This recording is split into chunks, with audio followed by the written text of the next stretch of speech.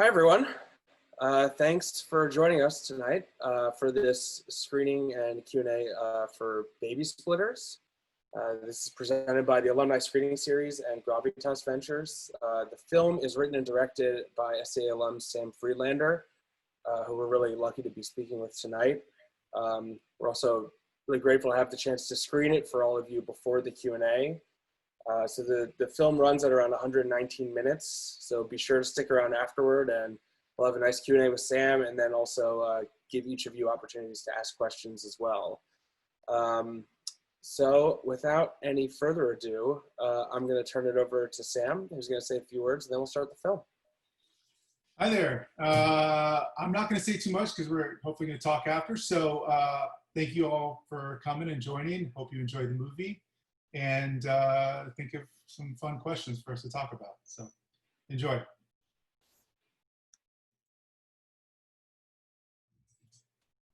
All right, Sam Friedlander, thanks for being here today. Thank you for having me. Congrats on the film. It's really exciting. I actually waited till today to watch it, so it was really great getting to see it. Really fun. I love. This is one of those concepts that I think is just such a great starting point for a movie of like, what if two couples split a baby? When did that idea strike you? What was the context for that? So yeah, I mean, it's one of those stories where there's definitely a lot of personal experience in here in terms of, you know, me and my wife had been talking about this and the timing, and you know, I had a lot of fears about it. And we got in some arguments, and so there was kind of that element of it, and I started to think about, you know, why I was so scared of it, and I think the big thing was that I was like, I didn't want to lose the life that I had beforehand, and then one day it occurred to me, like, you know, as a concept, like, what if you could keep your old life and also have this experience that looks amazing, and what would that look like? And then it sort of naturally followed, what if you just split one and you got this sort of best of both worlds?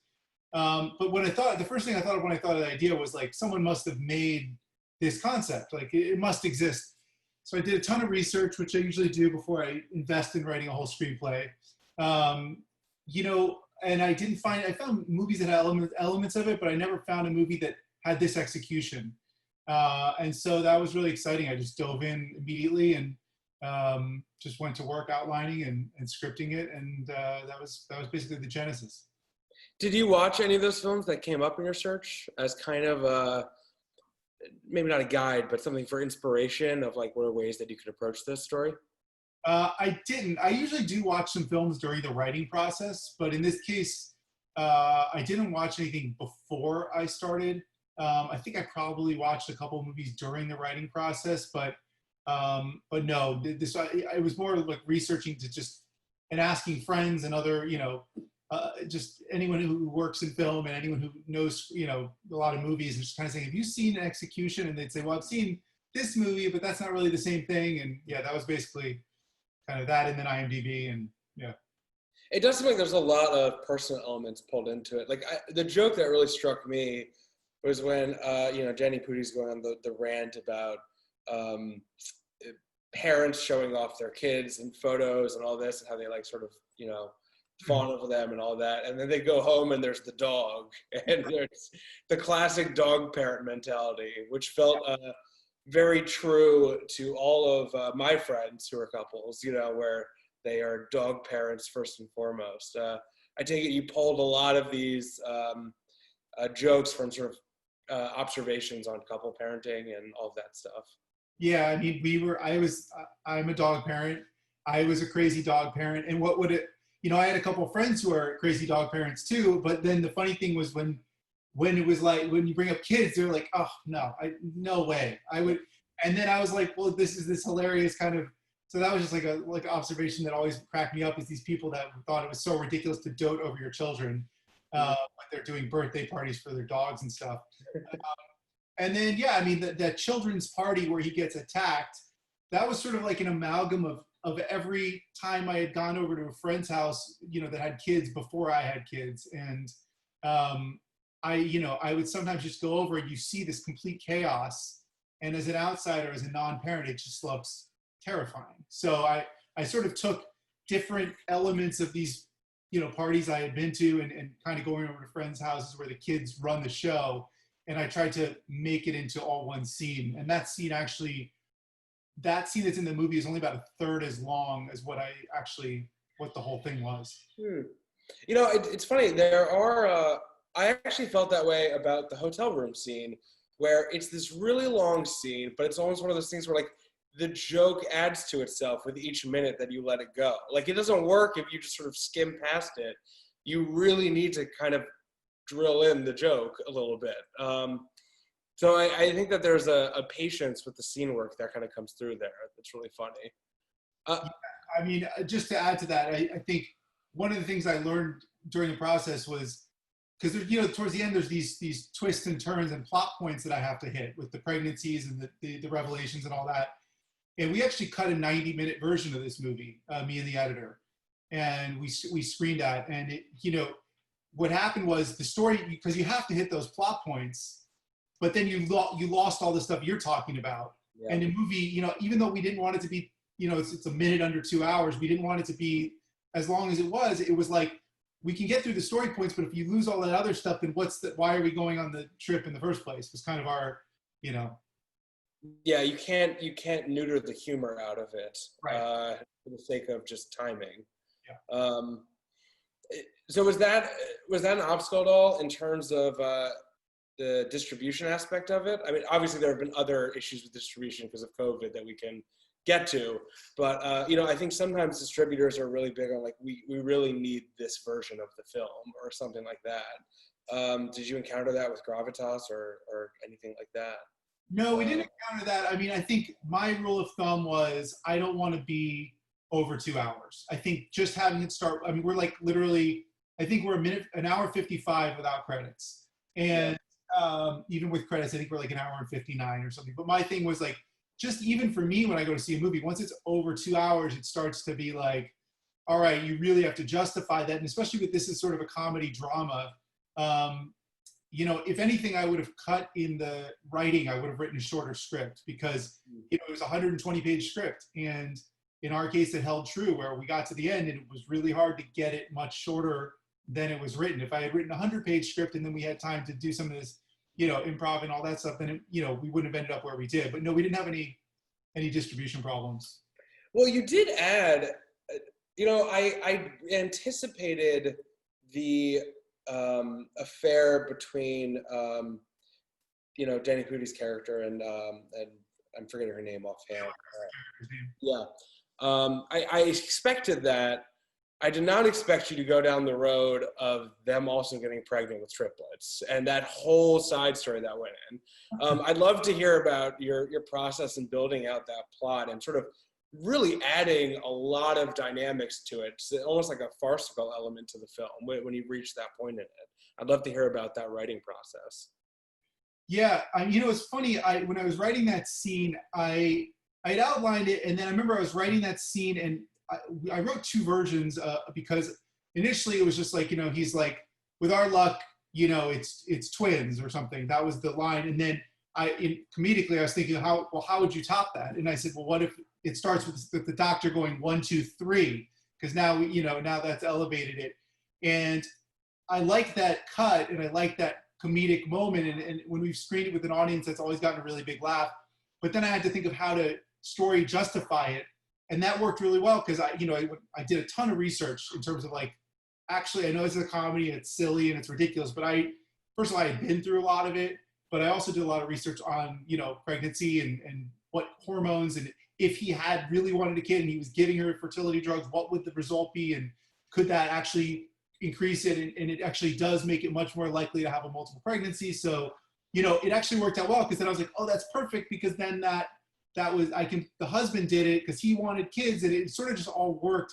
And certainly people have said, oh, that's just so absurd, but of course it's absurd. It's a comedy, and you're trying to take it to the most extreme place you can. And all I tried to do is, at least if I'm going to take it to that extreme place, find very real reasons why it ended up, instead of it just being a coincidence. Yeah. Well, it's because this character did this, and then in terms of it takes a more dramatic turn there too. And I just, having been through that as well as a, an expecting parent, I felt like you can't make a movie about pregnancy without addressing miscarriage and pregnancy loss and all these things that are very real for anybody that's going through it. And it also, for me, it was an opportunity to bring in, to sort of use that as a turning point in the movie where you start to try to bring in a little more emotion and heart with the characters, and they kind of start to go through the journey more together. Did you find it difficult to make that shift from a directing standpoint of, like, I feel like it shifts pretty smoothly in there, but it also is like, it's a very serious issue that causes a lot of pain for a lot of couples. Did you find it difficult in either directing or even editing process of like, am I dealing with it? And clearly it sounds like you've had experience with it, so that adds extra. It is. It's something that like it's something like almost 50% of pregnancies. So it was something I had been through with my wife, and so I felt very comfortable putting it in there because we've been through it, and so it didn't feel false to me.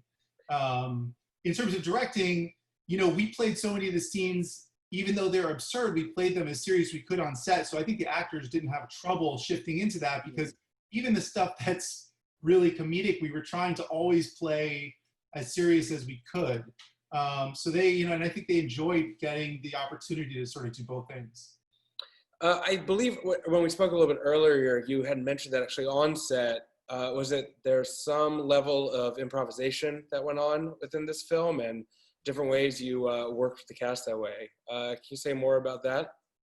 Yeah, so, this is an independent film. You don't have, if we did the Judd Apatow version of this movie and we had, 3 days to shoot every scene, I would have loved to sit with them and improv for hours on end, because they were so good and so much fun.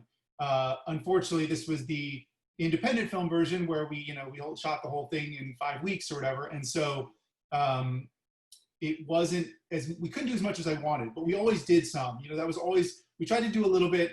Most of the scenes as they end up in the film were pretty close to how they were written.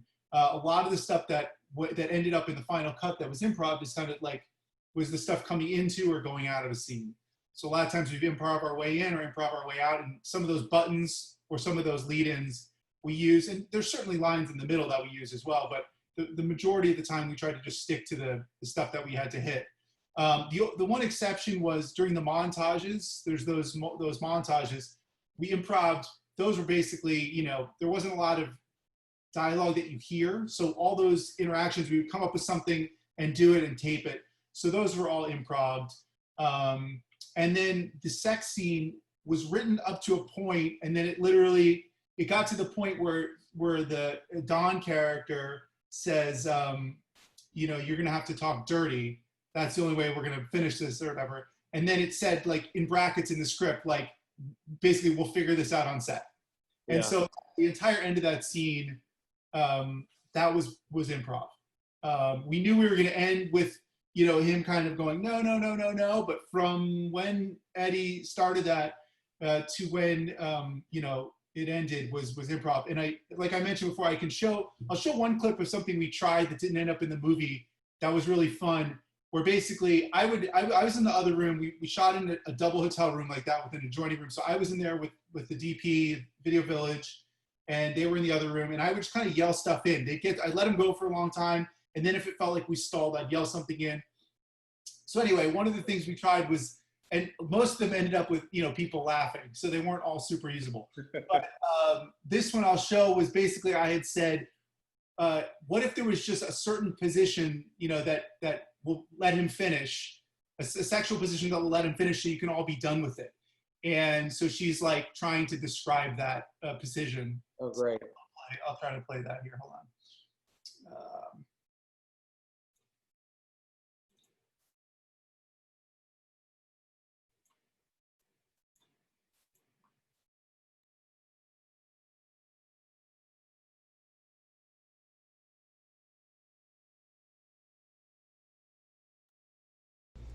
There's this position that we do. It's like, and then, okay, and then he's like, where are you?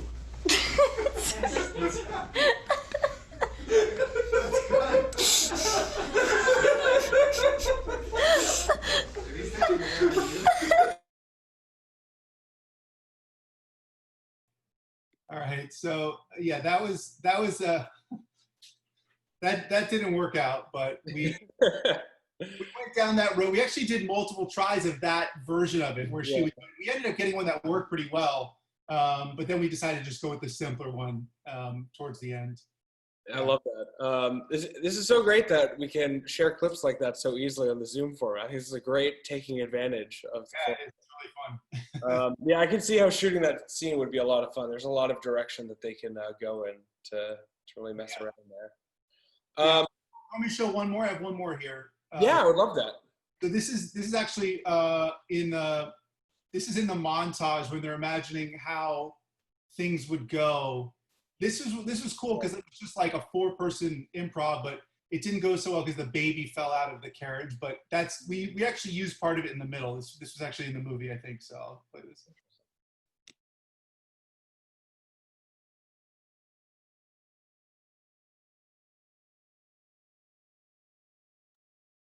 I mean, you guys came early. A little early. We got here at 2 at the same time. I did check my phone. I didn't text message from you. Hey, whoa! There's a baby in here. Okay, let us speak. You want to sit down? No, You guys are being ridiculous right now. We're being ridiculous. That's right. You're being ridiculous right now. You're saying, oh! Look at what you did. I did that!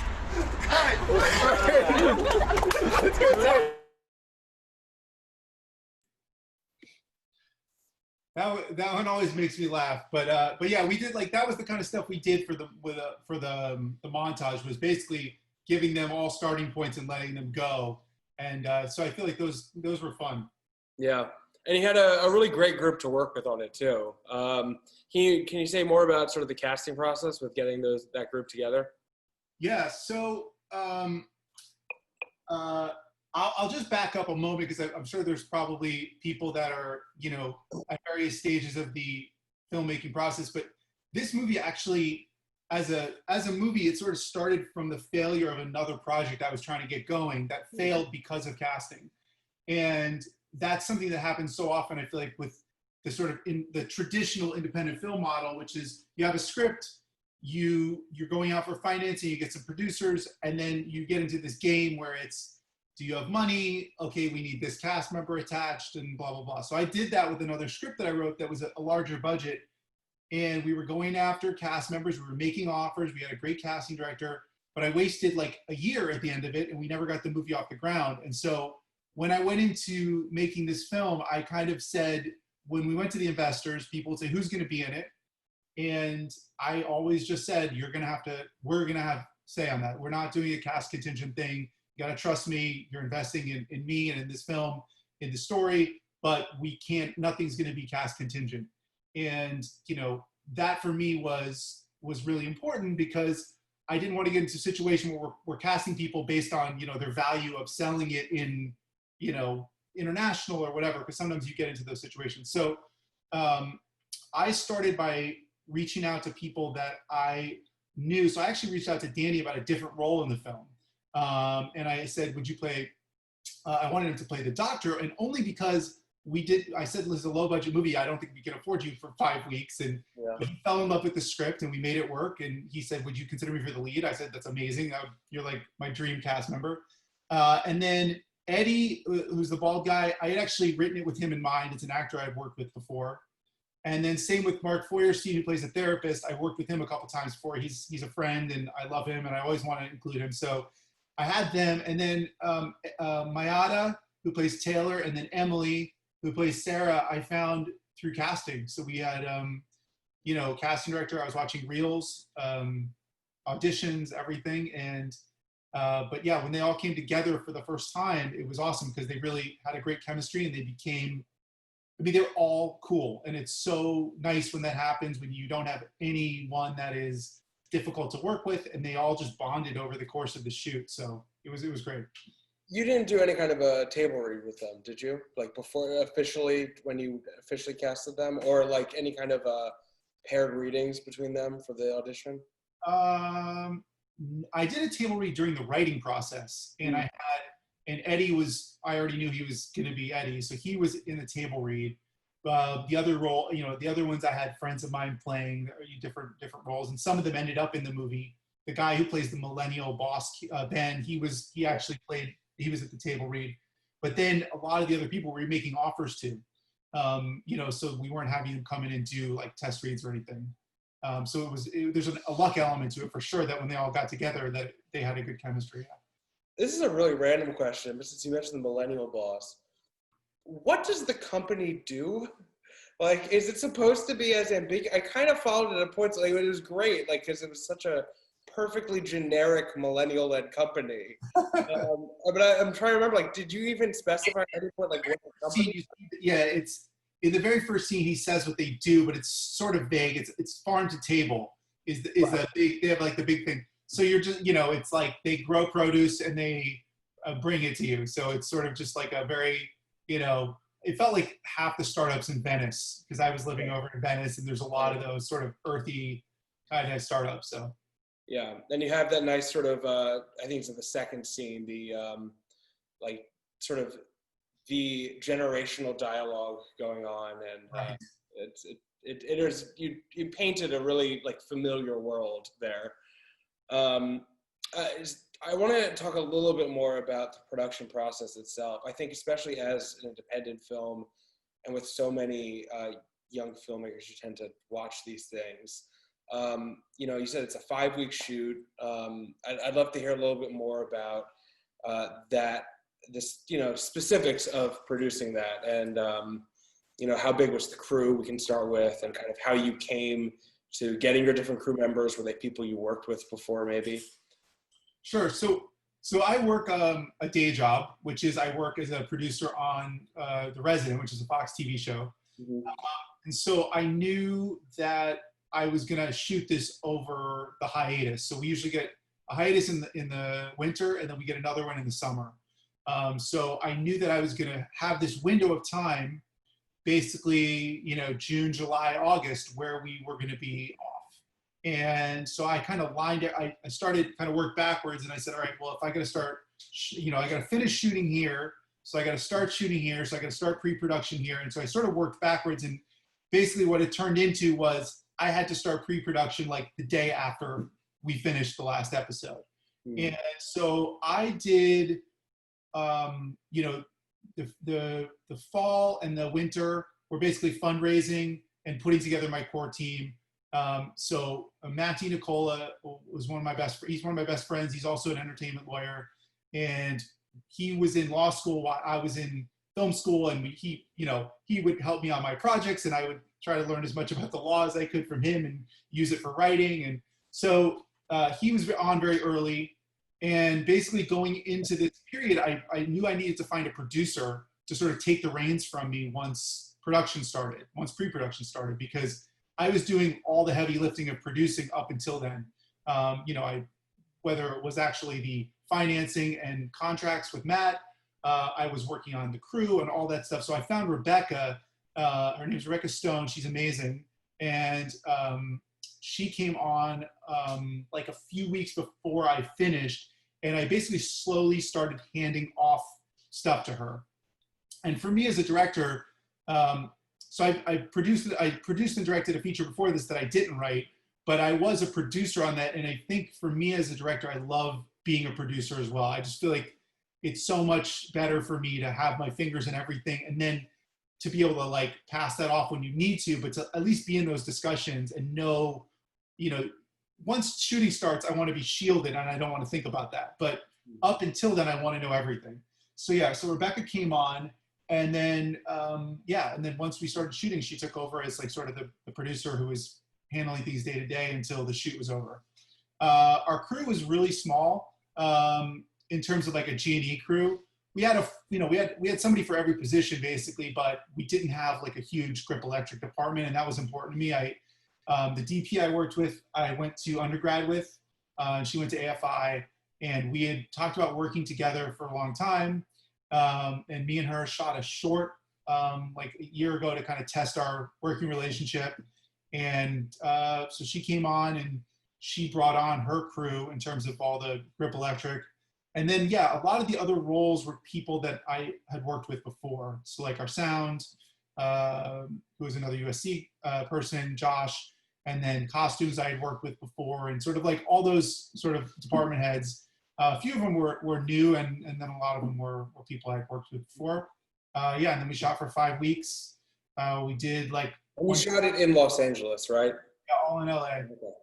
Yeah, and we did day of pickups basically, and then yeah, by the time we started editing, I was already back to work. So my editor and she shifted her schedule. I would work like Monday through Thursday, and then I'd go in the editing room with her like either at night after work or like Friday, Saturday, Sunday, so that I could be back on my show and kind of do both things. Sounds like a pretty exhausting schedule for a period there. It was very exhausting. And the thing I didn't mention was the irony of the movie about deciding to have kids is my wife got pregnant at the beginning of pre-production. And so weirdly, her 9-month pregnancy almost exactly overlapped with our pre-production, production, and post. And we picture locked like 3 days before she gave birth. So it was, and then after that, it was like, I was glad because I wouldn't have had time to do everything we did. Well, congratulations. That's the ultimate combo there, giving birth to a film and a baby in the same period. It's really great. Let's see. So I want to invite the audience to start asking some questions too. There's more I can get to as well, but we have a few that have been submitted.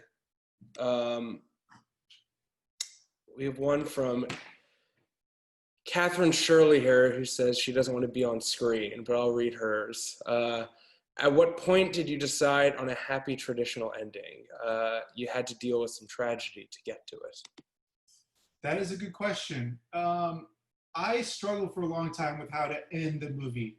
I think ultimately in my writing process, there was a thought of, well, what if they end up splitting a baby, and how would that work out? And I think two things. Number one, I felt like that was the beginning of another movie. I feel like that was for me, if the movie ended with them actually splitting a baby, I, as a viewer, would feel unsatisfied, and I would want to see them actually split the baby.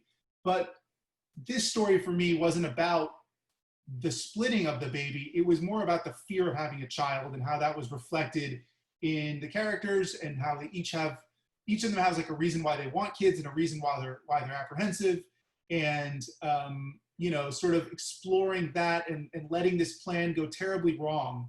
And one of my actors said something funny after the table read. He said he's like, this movie is like a perfect waste of time, in the sense that they end up sort of where they would have ended up otherwise, which is just Jeff and Sarah have a baby together, and the other couple might eventually. And so I think that for me was sort of where I ended, because I wanted their arcs to be about the decision. And so when it turned out that, when I thought of this idea of the twist that he had actually impregnated her in the very first scene, so she gets pregnant in the first minute of the movie, everything that happens between there and the end never needed to happen. And that's sort of like their punishment for executing this idiotic plan, is that they have to live with the hotel room and whatever else. But yeah, I mean, I think that was sort of it, was the decision to have this happy ending wasn't so much about it being happy as it was about ending it in a place where I didn't feel like I wanted to start hearing, otherwise I would just want to start another story. Yeah. So that was sort of where I came at it from. Given the timing of it, I feel compelled to ask about how the expectation of becoming a father, if at all, it influenced how you went about making this movie and the different instincts you had in creating it. Because you said the timing aligned pretty directly. Yeah. So I'd love to hear about the different ways that would influence it. So yeah, I mean, I'll say, I wrote this as a non-parent, right? I wasn't a parent. I started writing this before any of the pregnancy stuff, before I had been through any of it. And I don't think I could have written the movie now as a dad. Like, I have totally different fears now than I did then. My fears then, you know, were reflected in the movie. And I think now my fears are more about, you know, protecting my child, and I don't really worry about missing, you know, going to the bar with friends and whatever, even though I couldn't do that. But yeah, I think I wrote it as this sort of non-parent. I shot it as an expecting parent, so I already had a slightly different perspective. I was also going to those appointments that they were, you know, I was literally going to like these ultrasounds in between some of the stuff, you know, if we had a day off, and I would be going to an appointment with my wife. And so I started to actually be able to use some of that in the scenes and, you know, as I was going through it. And then we did sound post and composing. I was actually a dad already. And so it was a nice moment where I actually, you know, I think it affected how I worked with the composer, maybe some of the music. Certainly, you know, just kind of the tone and feeling like now I had this new perspective. It was nice to do the movie in all three phases, I think. Yeah.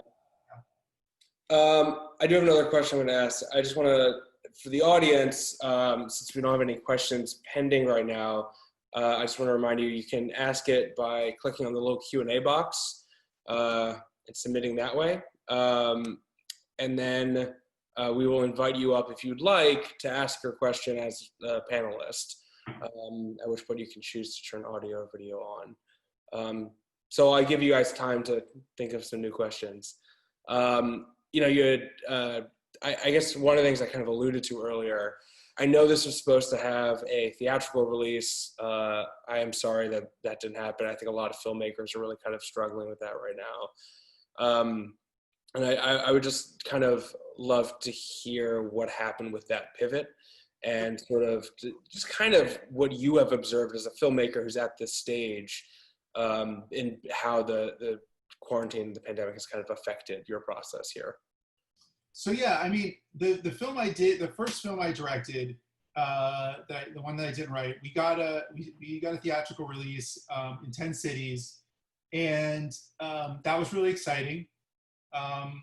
But you know, I think so I'm going into this movie, I think going into the distribution side of it, the most important thing for me was getting people to see the film. And I know that people, you know, it's hard to get people to the theater these days. So I wasn't precious, like it's, you know, I have to have a theatrical release. I think the first time around, I really had that mentality of like, it has to be theatrical. Like that's the only way that this is a success. And if it's not a theatrical release, then it was a failure. And obviously that, you know, that was 6 years ago. A lot's changed in the last 6 years in terms of streaming, and a lot of movies going, you know, especially some of these Sundance movies like Palm Springs, where they, you know, they go straight to like a Hulu kind of thing. But that's the movies that a lot of people see. So anyway, going into it, I wasn't as focused on that. But when that came up, as you know, they said, we really like this movie and we want to do a theatrical and it'll help drive traffic to the VOD. And it was very exciting. And like as a filmmaker, that's kind of like the holy grail to have that in your deal. So I was really excited. And when we finalized the deal, it was in March. It was in early March. And we knew that this was, you know, we had been talking to them for a while, way before the pandemic was on anyone's radar. But when we actually were like inking the paper, it became clear that this was, might be an issue. And so you know, there was stuff in the contract just addressing what would happen, you know, and that this might be a thing and how it would change. So we sort of, it was like a mutual thing. We said, like, we're going to talk to you, you're going to talk to us, we're going to figure out what to do. And at the end of the day, it became clear to everyone that it just wasn't, the timing wasn't right. And, you know, there was still a handful of theaters out there that were willing to show the film. But for us, it's like, why, you know, like, why do that? Why be part of the problem? There's certainly no theaters in LA that are going to show it, which would be exciting for me because I could have, you know, family and friends come and stuff, or in New York. So it was, you know, it was an easy decision, even though it was a painful decision. The one upside is that everything else that was coming on theaters was canceled, from like, you know, Tenet was supposed to open like the same day as us, and all these movies that you know, and then obviously a lot of other stuff this summer got kicked to the fall into next spring. And so it did open up the field a bit in a sense. It feels like a blessing because we landed on a weekend when nothing was coming out, you know, especially I think there was one other movie coming out. And so that's rare for an independent film. You know, we were on iTunes, we're like, go to the trailers page, we're like right on the front row there. And I think that's something that was sort of a lucky element for us, was just, you know, the timing of it, so. And has it, I mean, you said you have the other show that you work on. I assume that is kind of on hold right now until things are figured out, right? Yeah, I don't know when we're going back. Yeah, it's a really tough, I mean, I have a bunch of friends who are kind of in that position. It's kind of a tough holding pattern to be in. We have a few more audience questions that just came in, so I'm gonna start going through some of those.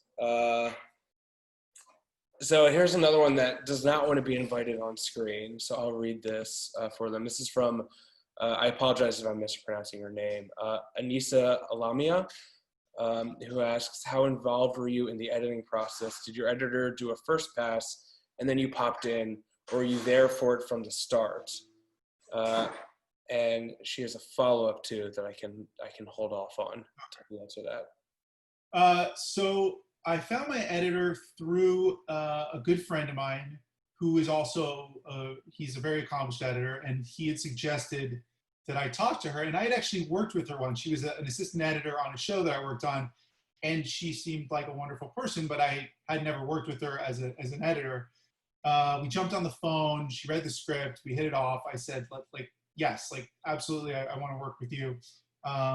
And she started cutting sort of in a, you know, just to back up a second, on the other feature I did, we actually waited, like, we shot the whole movie, and then the editor started cutting. And we hadn't figured out, you know, we sort of were making the editor's deal while we were still shooting. And so this was way better because we had her on from day one. And so she was, you know, bringing the dailies in. She was kind of working on a TV pace where she would try to stay current with dailies. Like, we would shoot something on Monday, and by the end of Tuesday, she would try to have all the scenes cut. We were doing overnight dailies.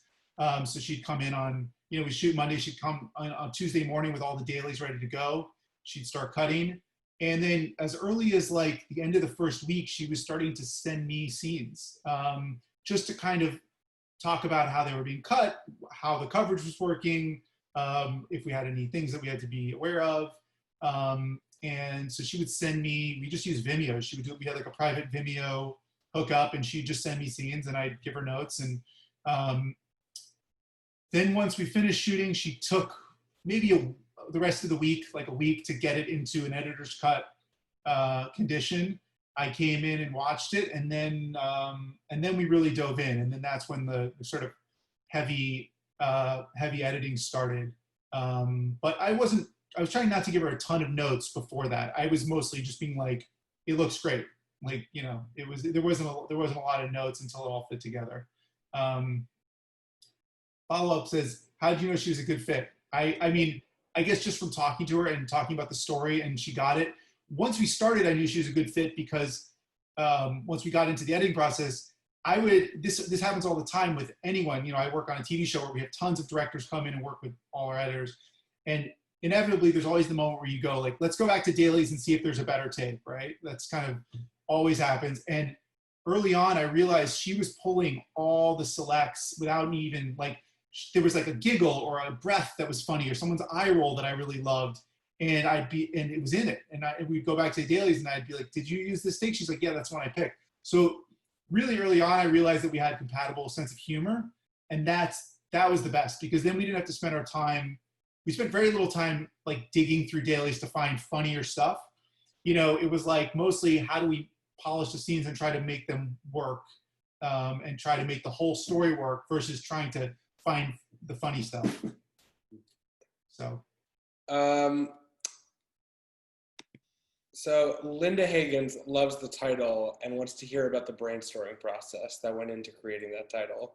And I agree with her. I think it's a fantastic title. I actually thought for a moment you might have created the title before the premise just because it was so catchy. But you know, I have a bad answer, which is I don't remember.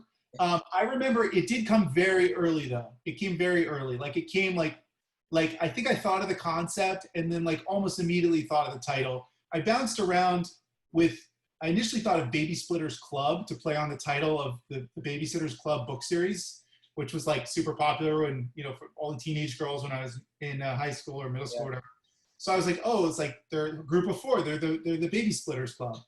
And then at some point I dropped the club thing and just decided Baby Splitters. The only thing we had is some people were like, is this a horror movie? I got that question multiple times. Like actually splitting. I was like, no, we're not splitting babies. It's a, you know, people really took it literally. So no, that was, yeah, it's a, I don't have a better answer than that. It just came to me early. I didn't really, a lot of times I do it like with titles of other stuff I've written. It'll be a whole brainstorming process, but this one just kind of popped in my head. We have a shy audience tonight. I'm going to ask this next one who also doesn't want to be on screen. Okay. This is from Eilish Turner. This was clearly a very fun experience and your enthusiasm for the project shines through. How did you maintain this composure through the production, especially with such a strict timeline? And what were some of the greatest lessons and hurdles you learned from the production process?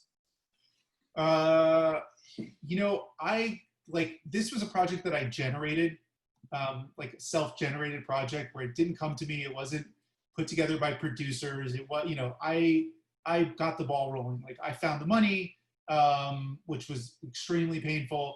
And I did so much of the pre-production that by the time I got on set, it was like, this is fun. Like the enthusiasm was, now I get to make this movie that I really have wanted to make, that's personal. And I think having done a movie before this as a director, we had a much bigger budget on the movie I did before. But I didn't write it. And I think for me, this was so much about making a story that was my writing, that was my voice, that felt like me all the way through. So yeah, I feel like I got on set and then it was just like, it was almost like playtime, you know, not that it wasn't stressful. It was insanely stressful and our days were super tight. And you know, that element's always stressful, but you know, luckily I had a great cast, a great crew. Everybody had a ton of fun. And yeah, I forget what the second half of the question was, but you know. Yeah, the second half was the lessons learned. Oh, my biggest lesson was write a shorter script, honestly. Yeah. You know, it's always so hard when you have your script done to cut stuff out of it. And then I ended up, you know, just one of my favorite scenes in the movie I had to cut. It's actually the scene that was the first scene I thought of when I wrote the script, which is basically Danny's character goes over to his friend's house to help him move something or whatever. And he finds out that the friend and his wife are having a baby. And so it's the scene where Danny's character is now the only one in his group of friends that's not, that doesn't have a baby. And so there's actually a couplet that we had where basically he finds this information out. He gets in a fight with his friend because he's not super enthusiastic for him. He leaves, he goes home, he opens a photo album. It's got his group of friends in there. And you see that he's X'd out all the ones with kids. And now he's X'd out the very last one. And the only two left in the group of friends are him and Don. And then it cuts from there to now their dinner, you know. And so and then at the very, very end, he crosses himself out in that scene where he's putting the photo album together at the very end of the movie. That scene was originally him crossing himself out on the cover. And now he, you know, making a new album. He's now, that's the old album with his group of friends. And now he's starting a new album, which is him and his child or his children. So, yeah. Right. That you had filmed, but that didn't make the actual end. Right, we filmed that. Yeah, that's all filmed and sadly not in the movie. I noticed we have a hand up from one of the attendees, so I'm assuming that is an indication that they have a question. So this is from Angel Harper. I'm going to move you to panelist so you can ask your question. We invite you to turn on your video if you'd like to ask it, or you can ask audio only if you're more comfortable with that.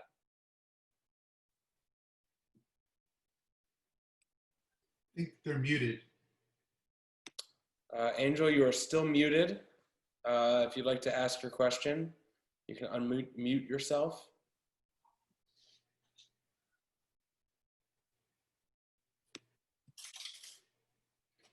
Angel? All right. Going once, going twice? No? Okay. We're going to change you back to attendee then, because I do know we have another question here from Catherine Shirley. Catherine, I'm going to invite you to do the same. And you are welcome. I'm promoting you now. You are welcome to turn on your video or just use the audio, whatever feels most comfortable to you. Hello there.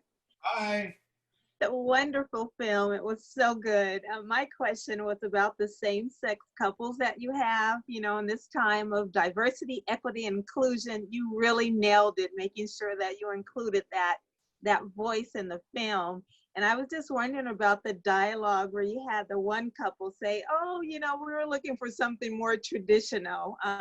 You know, what were you thinking about when you came up with that line? You know, that scene was something I had thought of early on when I knew that they were going to try to bring in a third couple. And so for me, that was like the automatic choice. It's like, I'm going to make it some same-sex couples and you know, non-traditional couples. And, you know, the argument for so long was always, you know, the argument of why, you know, there shouldn't be homosexual adoptions or whatever was always, oh, you know, it needs to be more traditional. And so I said, well, how can I sort of use that line, that sort of talking point that was used, you know, against the idea and sort of use it as both as a punchline and also as just sort of highlighting that. And so, yeah, it was sort of, we actually did a lot of improv with that scene with the couples saying no, but we ended up going back to what was written in the script, which was kind of no, no, no, we're looking for something more traditional was like the final button on the scene. But yeah, they had so much fun with it. And we really, I'm glad we got to put that in there. Awesome. Thank you. Thanks. Thanks, Catherine. You're welcome.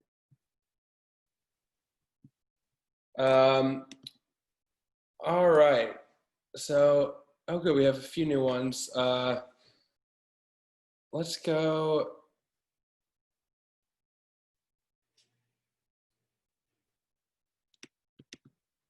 Ms. Karanda, would you like to ask this question? Yeah, let's let Karanda ask this. I can promote you, Karanda. I'm just looking. Do you want to do audio? I can see the question here. She said she doesn't have video. Okay. So the question that Karanda has is, I really wish the character arcs and interior work were more even-handed and not just mainly about Jeff. There could have been some juicy bits there. I also found it a little unrealistic where there was absolutely no discussion about the baby's ethnicity and how to navigate what comes with that. So I want to let you kind of answer each of those however you want.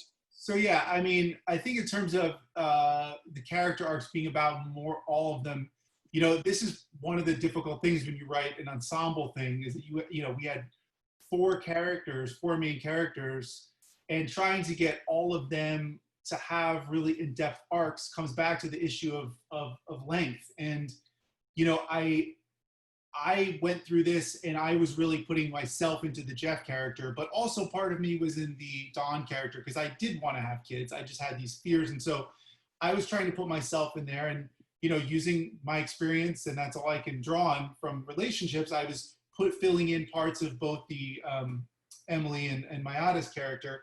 So, you know, I think, yeah, if I hadn't written so much plot stuff, it's possible that I could have spent more time diving into, you know, the other characters' arcs and their motivations. You know, I spent a lot of time working out the characters and what their reasons for and against children were. And I talked to the actors before we shot about that so they could go in knowing all their pros and cons per character.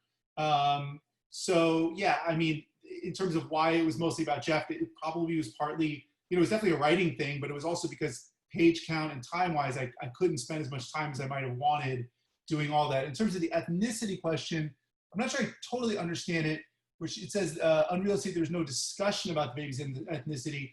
I mean, what I guess in the, you know, all I can say is in the scene where they decide who's going to be the biological parents, you know, they sort of right there, they all know how it's going to divide because, you know, Emily's going to be the biological mother and Don's going to be the biological father. And therefore, that's going to be the ethnicity of your child is going to be a mix of them. I think in casting, it became really complicated for her producers because in all those montage scenes, we wanted to be authentic with the casting, but we didn't finish the casting of all the leads until, you know, just a few days. It usually ends up you're just like a few days before shooting, you lock all the contracts in. So my producers were racing to find, you know, South Asian mixed with East Asian children of 3 different ages in both sexes within a week. And I got to say, like, Rebecca did an incredible job. And, you know, and I think our cast was really appreciative too, because they saw how much effort we put into making sure that the ethnicities that we cast, you know, matched the actors. And actually, the only other thing I'll say about that is my cast, you know, to the Danny and Emily, they were actually both really thankful that ethnicity was never addressed. And as someone who's not, you know, someone who's not a person of color or woman, I kind of look to other people to give me input. And they were both like, look, I really appreciate that you didn't make it an issue. And it's just a story about friends and we don't go there. And so I think they're happy with the representation, but happy that it wasn't part of the story. So that's all the only cues I can take on that. I know Danny, you said the origin of how he got casted. Was Emily, was that role casted, for lack of a better word, like race blind? Was it just open casting to whoever could read it? It was actually in the script, it was written that she was Asian. Oh, okay. Yeah. Was there a reason why you went that direction, or? You know, I had watched the Ali Wong comedy special, Baby Cobra. Yeah. A few months before I started writing, and I thought she was so funny. And so when I was writing that character, I was sort of like picturing not Ali Wong, but like that sort of the character she puts on in that show. And so I just wrote it with that in mind, and sort of also I wanted there to be diversity in the cast. I didn't want it to be, you know, just everyone the same. So that was the one that I wrote in. Jeff wasn't scripted, you know, that was race blind. The only last thing we have here is just a comment from C. Banesh. I don't know if you want to be invited up to read it yourself. Just says, hope you continue in writing and directing and sharing your talents. Enjoyed the movie. So thank you, C. Banesh. I agree. I enjoyed it as well. Let's see. Eilish Turner again is saying, I love Ali Wong. Are there any other comedic inspirations you have?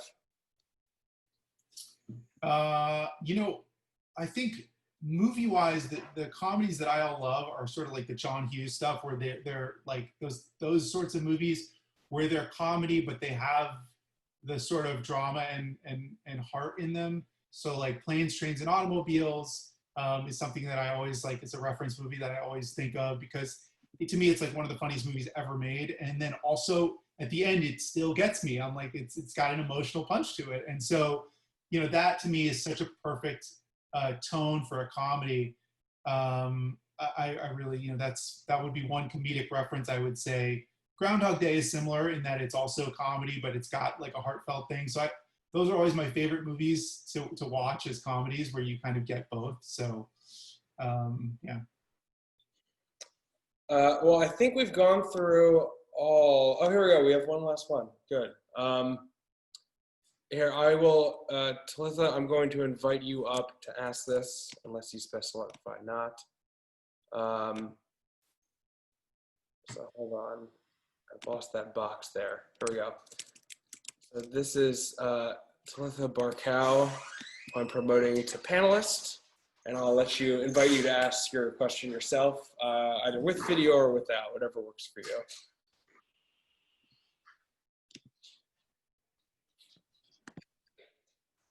Is it working? Yeah, we can hear you. Okay, cool. Oh, there, now we can. Talitha Barkow, sorry, I just had to say it. No, I'm so sorry, yeah, Talitha. It's totally okay. I just wanted to know, as a director, what were some of the biggest challenges you faced while doing this movie, and what were some of the biggest takeaways too? Like, what did you learn that you're going to carry into future projects, and what was most rewarding?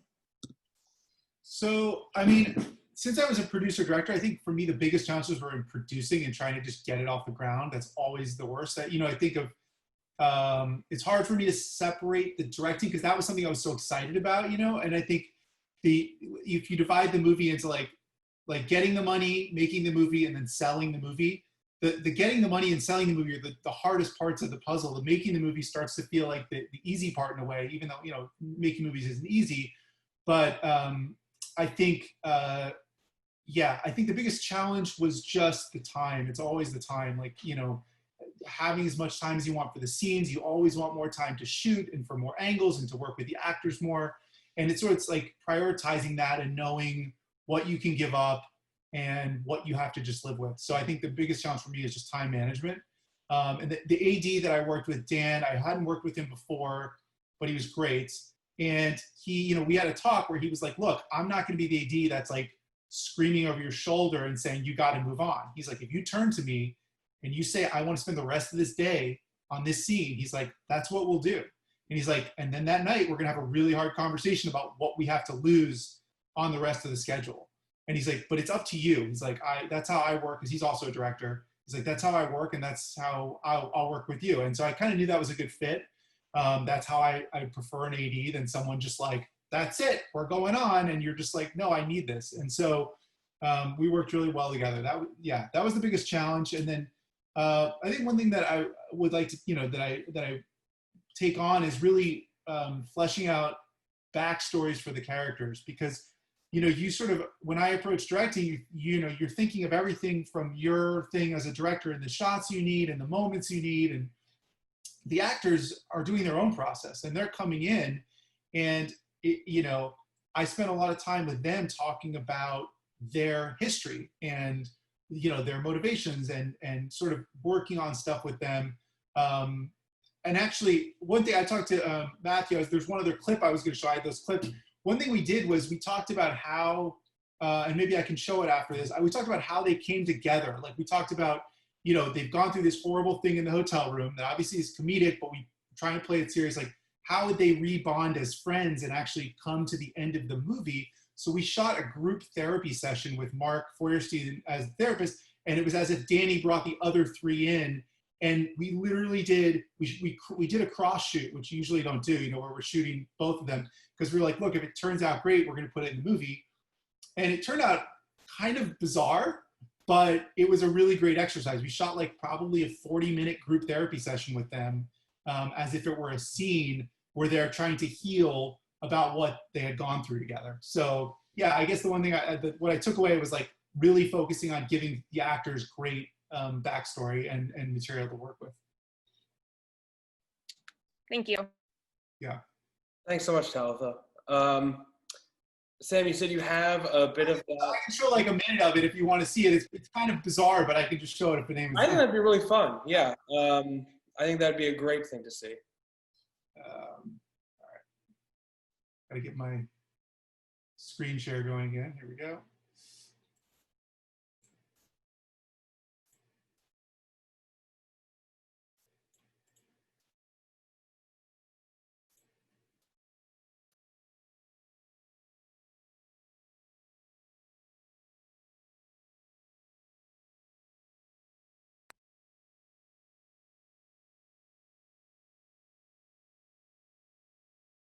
Perform some somatic sense memory work with you. So I want to bring you back to that moment in the room. I'm going to bring you right back to that moment when, Don, you were inside of Sarah. You don't need and you guys, anyway, just go there. And one at a time, I want you to tell me what you feel, what you see, what you might be touching, whatever. Okay, Taylor, you first. I want you to tell me seriously what you felt while watching that spectacle. I'm struggling with a lot of emotions and visuals that just never leave. It's like too. It's like it's on a loop, and I just see them from every position. Don. I was doing something we all agreed upon. trying to do it in the quickest, most simple, painless. It wasn't quick. Okay. It was. Okay. It took hours. You know, guys, one at a time. What One at a happened time. and what I was trying to do are two different things. But my intent was to do something that we would all ultimately benefit from. And I feel like my efforts are not appreciated. Sarah, I want to bring you back to that moment, okay? When you were mid-coitus with Donald, all right? There you are. He's whatever position, it doesn't matter. Just want you to bring you back to the emotion of that moment.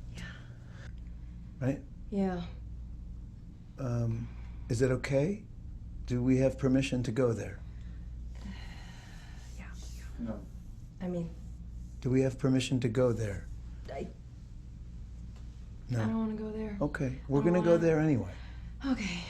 I want. Don behind me, Mm-hmm. Yep. like a jackhammer, He's just. just pounding away, and Yeah. Yeah. drilling, just drilling right in, Yeah. kind of like an earthquake. Okay, that's very visual. Okay. So, yeah. So, anyway, that went on for a long time. Yeah, But yeah. I will say that, I think they all really enjoyed doing that. We did that, and they didn't know what each other were going to say. And it was sort of like, after that, we shot the rest of the movie. So.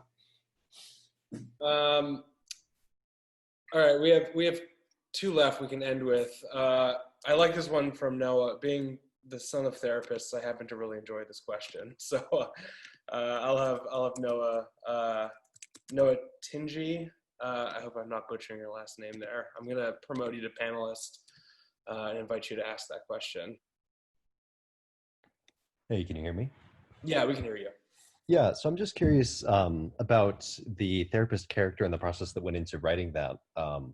Because, I mean, as somebody who goes through a lot of therapists myself, it was kind of a funny parody of, definitely taking it to an extreme, what some bad therapists can be like. And I just was curious to hear about that process.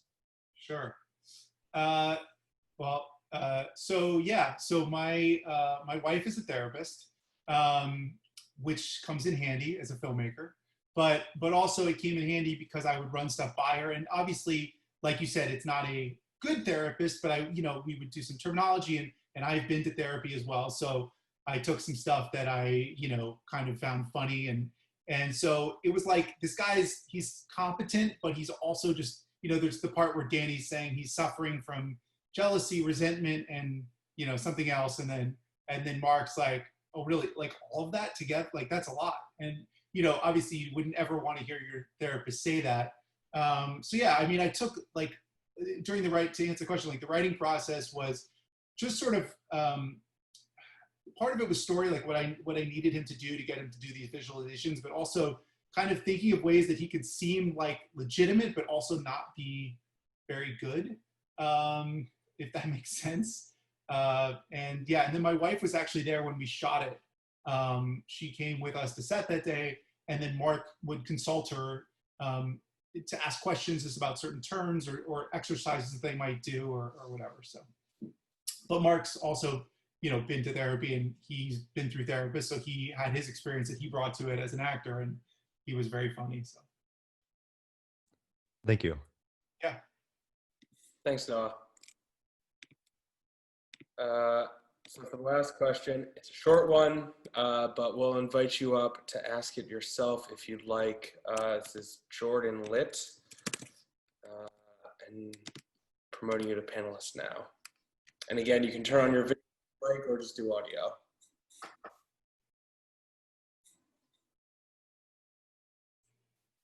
Jordan, are you still with us? Yeah, hey. Hey. Sorry, my camera's off. How you doing, Sam? I like the film a lot. Jordan was on our crew for a few days. Yes, I was. Well done. Thank you. Thanks for tuning in. Yeah. Just want to know what's next. So yeah, I mean, what's next is like I kind of mentioned earlier, our TV show I work on is shut down. So this is a perfect time to write. So I have right now I have several ideas that I am outlining. I'm sort of doing this next project differently. Babysplitters I wrote because it was personal and it was a story that I felt like I had to tell as a writer-director. And the next project I'm doing, I'm writing 4 outlines, and then I'm going to discuss with my management which one I should put my energy into. And they're all 4 ideas that I really love, but I also, having gone through this experience of making a comedy drama independently, it's a hurdle at every phase. And so I want to try to take some of the friction out of the process. It's always hard to get something made, but I want to try to do something that's, maybe a little more focused on a genre, or something that might be easier to get financing for, but still something that I'm passionate about. So yeah, I'm currently outlining 4 ideas, and then I'm going to get to a point where I dive in and write one of them until I go back to work. So. Cool. Want to specify on any of those ideas or no? What's that? I said, do you want to specify on any of those ideas or no? I'm not going to give you they're not fleshed out enough to do a solid, pitch, but the 3 of them, one of them I already have a draft of. It's a thriller, and then one of them is a horror comedy, and then the other 2 are various sort of psychological thrillers. So they're much more in the dramatic space. And actually, when I was at USC, my thesis film was a psychological thriller. So I'm sort of returning to where I started when I did my thesis back at SC. Cool. Thanks. Good to see you. Thanks for tuning in, dude, and thank you for helping us out on set. Of course. Good job. See ya. Thank you, Jordan. Well, of those ideas, my personal vote, I would love to see a horror comedy from you. I think it's a great genre. This is like the perfect environment for horror comedy right now. We're in the middle of a pandemic, so we need a laugh, but we also need the... I should mention it's a political horror comedy. Perfect. Yeah, 100% you have my vote. Okay. Sam, it's been so great talking to you. Thanks so much for signing on tonight, and for also sharing your movie with us tonight. It's been really great. Yeah, this was awesome, and thanks to everybody that tuned in. And then I just want to end by saying, if you like the movie, please, tell your friends. It's an independent film. We didn't have a theatrical, and a lot of this is word of mouth. So tell people to go watch the movie. It's everywhere. It's on all the digital platforms. And then if you really like the movie, go give us a good Rotten Tomatoes 5-star review, because that audience score, we're doing really well, but we want to keep it as high as we can. And I think, get people to find this movie that wouldn't have otherwise. So. Yeah, absolutely. Please go tell people. I think it's a really great film, and I hope a lot of people continue to see it, even from their own living rooms. So. All right. Well, thank you for having me. Thanks so much, Sam. Take care. Bye.